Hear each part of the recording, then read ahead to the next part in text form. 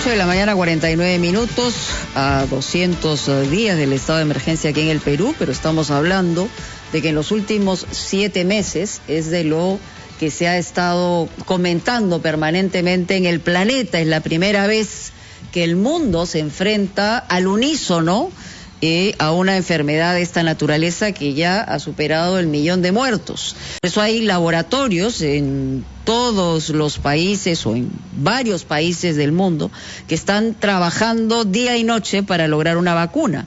Y estamos todos a la espera. Hay ensayos clínicos en segunda y tercera fase, y uno de ellos, estamos hablando de la segunda fase, ha comenzado en el Perú también, este ensayo clínico que es CureVac, que es una vacuna que está basada en una tecnología distinta. Estamos en comunicación con Teresa Ochoa, médico pediatra, especialidad en infectología, experta en estudios de investigación clínica de vacunas, además docente de la Universidad de Cayetano Heredia, y es la persona indicada para contarnos en qué consiste estos ensayos, de qué manera está aportando el Perú. Y estamos hablando de una vacuna distinta, con dosis distintas. Teresa, ¿cómo está? Muy buenos días. Muy buenos días, Mónica, ¿cómo estás? Efectivamente, el Perú está participando en el desarrollo y en la prueba de estas nuevas vacunas para poder combatir la pandemia del COVID. El Ministerio de Salud, a través del doctor Castillo, ya informó que hay probablemente 5 vacunas que se estén probando en el Perú, ¿no? Como todos sabemos, ya la vacuna de Sinopharm, que es la vacuna de la China, sí, actualmente está en los estudios de fase 3 con la Universidad Cayetano Heredia y la Universidad de San Marcos, y existen otras 4 vacunas que también se estarán empezando a probar en las siguientes semanas y meses, ¿no? Una de estas, como tú mencionas, es la vacuna de CureVac, que sí tiene una tecnología un tanto novedosa, pero no es la única que tiene esa tecnología. Y quizás, si me permites, puedo explicar un poquito, sí, claro, todas las opciones. Entonces, para el entendimiento, digamos, de todos nosotros, doméstico. Exacto, sí. Entonces, recordemos que cuando nosotros vamos a dar una vacuna, lo que queremos es dar o el virus, ¿no? En este caso estamos el virus, pero podría ser una bacteria, el virus, ya sea que está atenuado, es decir, un virus que está debilitado y que va a producir una respuesta inmune en el organismo, o podríamos también poner un virus inactivado, es decir, que está muerto, pero que también va a generar una respuesta inmune, es decir, el organismo va a producir defensas, que son los anticuerpos, contra todas estas estructuras del virus. Esa es la forma clásica de producir las vacunas. Sin embargo, para este coronavirus hay otras estrategias que se están usando, como por ejemplo y específicamente, como ya hemos escuchado muchas veces, este coronavirus tiene una proteína en su estructura, en su envoltura, que es la espiga, ¿no? Y que todos hemos escuchado que esta proteína es especial porque se une al receptor de las células que tenemos en el organismo. Claro. Entonces, muchas de las empresas que están diseñando estas vacunas específicamente están buscando producir una respuesta inmune, es decir, producir anticuerpos contra esta espiga. Y la forma de producir estos anticuerpos puede ser que en el organismo se introduzca la proteína con un adyuvante, con una sustancia que ayuda a generar mejor respuesta, y esa es también una forma clásica de producir vacunas. Pero quizás lo novedoso con estas vacunas contra el coronavirus es que también se está viendo la posibilidad de introducir el material genético, es decir, donde está la información genética del virus para que produzca sus propias proteínas al organismo. Y hay vacunas que introducen este RNA, porque recordemos... Es ácido ribonucleico. El ácido ribonucleico, ¿no? Recordemos que la información genética puede estar como el ADN, el ácido desoxirribonucleico, que son 2 hebras, o el RNA, el ácido ribonucleico. Este virus, el virus que produce la enfermedad del coronavirus, es un virus RNA. Entonces, para poder llevar la información genética, ¿no?, para producir las proteínas, justamente una de estas formas es a través de un mensajero que lleva esta información. Entonces hay varias empresas, varias compañías farmacéuticas que están produciendo estas vacunas con este RNA. En unos casos, y eso es muy interesante, que también es algo novedoso, este RNA lo introducen dentro de un vector, es decir, otro virus que no produce enfermedad o que está atenuado y que lo van a introducir al cuerpo para llevar este material genético al organismo.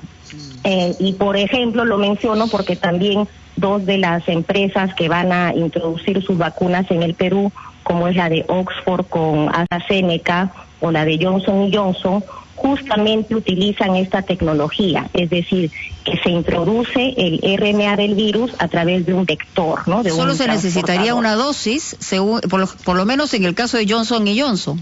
Exacto, entonces entra aquí a tallar cómo va, la respuesta es muy diferente para cada una de las vacunas, en unos casos es una dosis, la mayoría está viendo la posibilidad de 2 dosis. Y la última opción es a través de este RNA mensajero, pero que no lo introducen dentro de un vector, es decir, no lo ponen dentro de otro virus que está inactivado, sino más bien lo pueden utilizar, por ejemplo, unido a algunas estructuras de lípidos, ¿no? Que van a hacer que este RNA pueda entrar, y una vez que está en el organismo, ya empieza a producir los anticuerpos específicos contra esta proteína que todos sabemos que es la proteína del Skype que se une al receptor. Entonces, dentro de este grupo hay varias empresas que están produciendo esta vacuna. Una de ellas, por ejemplo, es Moderna, que ya ustedes han escuchado, que se está produciendo en Estados Unidos. Hay otra que también está en producción con Pfizer, y la que está por empezar acá en el Perú, que es la vacuna de CureVac, que es la alemana, que tiene esta misma tecnología. Doctora Ochoa, he tomado conocimiento de que los experimentos de esta vacuna, por lo menos en sus primeras fases, se vienen realizando en Perú y Panamá, en América Latina, y en Alemania y Bélgica, en Europa. ¿Por qué se han escogido estos 4 países?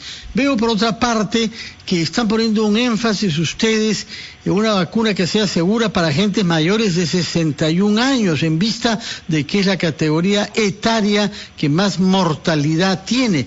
Pero, por otra parte, veo también que su vacuna tiene menos avance en el tiempo que otros proyectos, algunos de los cuales están experimentándose también en el Perú. ¿Por qué entonces estas 3 realidades? Los países escogidos, si hay o no énfasis sobre los mayores, y ¿cuál es el calendario que tienen ustedes para prever cuándo podría ser usada en caso de que apruebe todas las fases que aún no ha comenzado? Sí, primero me gustaría aclarar que yo no represento a CureVac, soy profesora universitaria, directora del Instituto de Medicina Tropical, y en esa condición estoy explicando lo que conozco de las vacunas que están entrando al Perú. Con respecto específicamente a la de CureVac, efectivamente los estudios de fase 1, que son las que se hacen con pocos pacientes para ver la seguridad, se hicieron en Europa, en Alemania y en Bélgica, y actualmente lo de la fase 2 se está probando en lo que es Latinoamérica, efectivamente en Perú y en Panamá. Por supuesto que buscan a países como nuestros, que todavía tenemos una epidemia activa del coronavirus, donde podemos ver que todavía hay muchos casos y una transmisión importante del virus a nivel comunitario. Esa es la principal razón por la que se ha escogido, en este caso en particular, Perú y Panamá. Con respecto a la edad, eso es bien importante, porque obviamente luego nos tenemos que hacer la pregunta si esta vacuna la vamos a usar en la población de 18 a 60, que son los que mayormente transmiten y es el mayor número de pacientes o de personas infectadas, o si le vamos a dar prioridad al adulto mayor, que obviamente, como todos sabemos, es el grupo que tiene mayor riesgo y mayor mortalidad. Entonces, no solamente esta vacuna, pero muchas otras que están en desarrollo, efectivamente están probando en ambas poblaciones, en el adulto y en el adulto mayor, porque es importantísimo saber cómo es que el organismo reacciona, es decir, los anticuerpos que produce, pero también la reactogenicidad, ¿no? Si van a haber efectos adversos relacionados a la aplicación de la vacuna. Entonces, múltiples empresas están haciendo la prueba de la vacuna en estos 2 grupos etarios, y es importantísimo porque vamos a tener que, como país, tomar la decisión a quién damos prioridad de vacunar. Por supuesto, aparte de los grupos prioritarios, que son los de primera línea, como los médicos, la policía, etcétera, ¿no? Y con respecto a las dosis, también efectivamente se están haciendo justamente los primeros estudios es para ver cuál es la mejor dosis de la vacuna, o sea, en cuanto a la dosificación exacta de la formulación, pero también si se requieren 1 o 2. La mayoría están en 2. Acá veo, doctora... Sí. Acá veo, doctora, que se pide la participación de personas sanas. O sea, ¿eso qué significa? ¿Que se va a tomar en cuenta a quienes ya superaron la enfermedad o quienes no se han infectado nunca? En general, hay 2 formas de abordar. Uno es el de solamente poner la vacuna, obviamente, en personas que no se han infectado, y la mayoría de estudios para eso está pidiendo la documentación con una prueba molecular, es decir, que se tenga una infección previa virológicamente confirmada, ¿no? Con un PCR. No, en otros estudios no se está descartando poder ingresar personas que, por ejemplo, hayan sido diagnosticadas con pruebas serológicas, ¿no?